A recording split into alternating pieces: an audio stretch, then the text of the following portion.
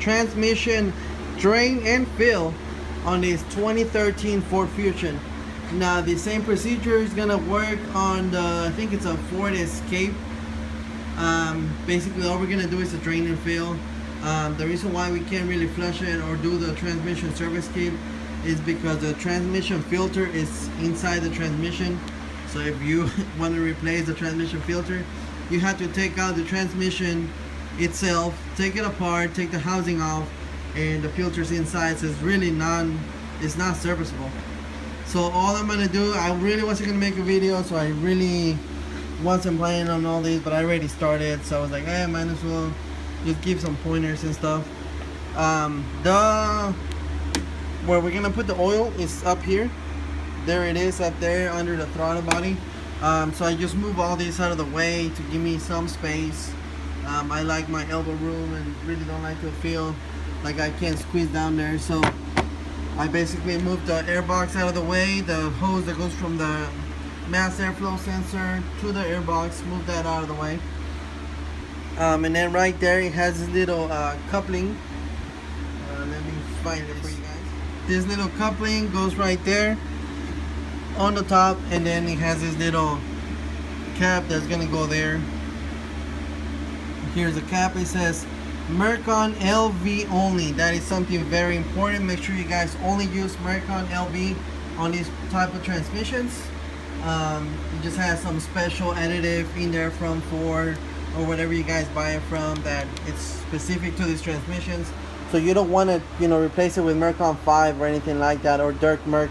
Make sure you use Mercon LV. And there you go. So all I'm gonna do down there is take out the dust shield on the bottom and take off the drain plug, drain it out, and once I make sure everything's drained out, get back up here and top it off. Should be 5 to 6 quarts tops that we're gonna top it off. But let me get down there and I'll show you how to take off the dust shield. So here we are under the vehicle. Took out the dust shield. The dust shield has bolts all the way around. They are a T30 Torx, and they are bolted onto these little red couplings right here. It's gonna go all around, move it down, push it out of the way. The drain plug, it's this one right here, and it should be a size 7/16. There it goes. Or you can also use, I think it's an 11, but it's a little bit looser, but the correct one is 7/16. So I'm just gonna drain it from there, leave it draining. Should be 5-6 quarts the most, but it's gonna be 5 quarts. After everything's completely drained out, then I'm gonna close it up and go up there and refill it. So let me drain it up and show you guys how it looks. So here we are in the process of taking up the drain plug. There we go, draining it right here. There goes the fluid. Let me get this bolt. I'll get it in a second. But there it goes, guys. I'm just gonna let it drain until it's completely just nothing falling out of there, and then I'm gonna close it back up and get up there and refill it one more time. Now, as far as how often you should do this, since this one's the transmission filter is inside, you want to do it more frequently than any other transmission. So you want to do it about every 30,000 miles. So every 30,000 miles, drain and fill. As you can see, this oil is very, very dirty. So every 30,000 miles, do this drain and fill, and that way you can have a longer lasting transmission.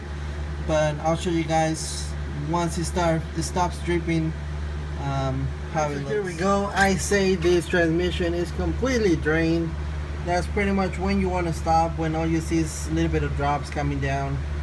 So now I'm gonna put the plug back in there, tighten it up. You'll feel when it kind of gets to the end, and just give it maybe about a quarter, 1/8 of a turn, not too much, and that's it. After that, I'm gonna go ahead and put the dust shield back on, and then I'm gonna lower the car and get up there and put the rest of the oil. Here we go, guys, all done, back on the floor.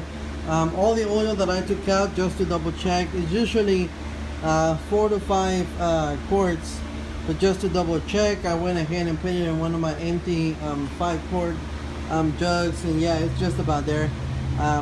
So that's all I'm gonna do. I'm gonna put 5 more quarts in there, go take it for a test drive, see how it drives. It might need a little bit more because this car doesn't have a dipstick.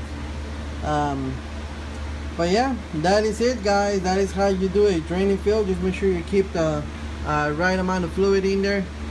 Make sure you measure whatever you take out and whatever you're gonna put back in. For the most part, you should drain out 5 to 6 quarts. I just done this so many times that that's just pretty much what I do after I do a drain and fill. I go about 5.5 quarts, go take it for a test drive and see how it does. But just you guys, just make sure that you're on the safe side and measure it out whenever you pull it out, just to make sure it's not over 5 quarts and maybe your transmission takes a little bit more or something. But there it goes, guys. I hope this video helps somebody out. Don't forget to thumbs up and subscribe if you haven't done so already. And I will catch you guys on my next video. Thank you for watching.